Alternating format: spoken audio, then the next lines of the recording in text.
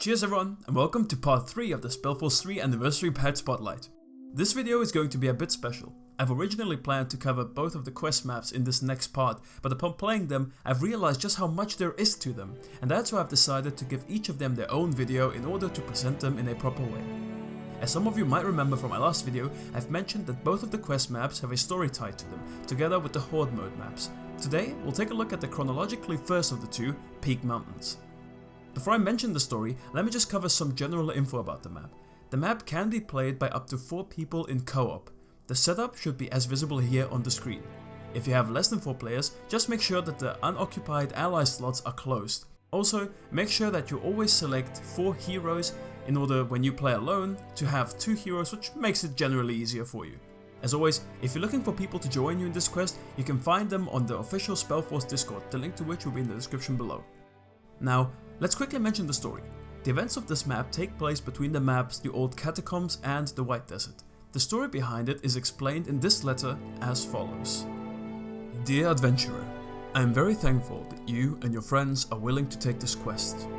It was very hard to find someone who has the skills and the courage to take such a mission. You can be sure that people all over Northander are very thankful for what you're doing. So let's not waste any time and get straight to the details of your quest. Alright, here are the details of your next mission. A dragon has appeared in the old abandoned fortress of Peak Mountains. Normally, we would not care if some old beast made his new home in an old ruin like that, but since the dragon arrived, he started to corrupt the lands all around him. Undead started to walk the lands, wild animals behaving very strange, and even the local people are getting more and more corrupted and are going insane. If this does not stop and start spreading, all of Northander will be in danger. Well, the mission is the following. Make your path to an old abandoned fortress. Maybe slay everything on the way that attacks you. Find the dragon, kill it, and bring back peace to these lands. The payment will be good and large. Good luck, adventurer.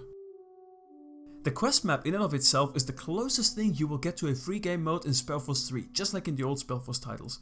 The map follows a linear path littered with hordes of different enemies and camps in various sectors on the map.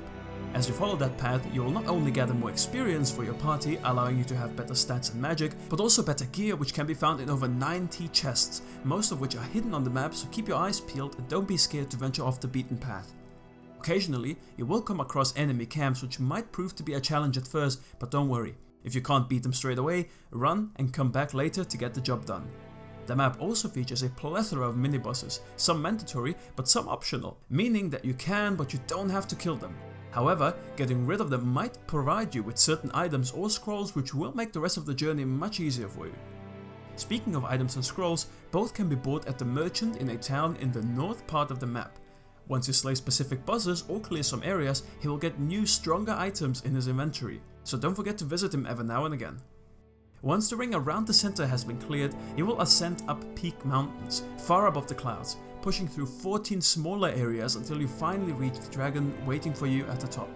But do you have what it takes to slay him? It's certainly no easy task, but a very rewarding one, offering a playtime of at least 90 minutes, which you'll remember for days to come.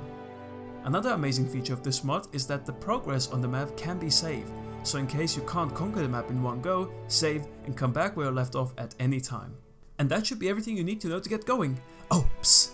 If the map becomes too hard at points, you can always use the debug client which comes with the patch for some helpful cheats, but don't tell anyone that I told you this.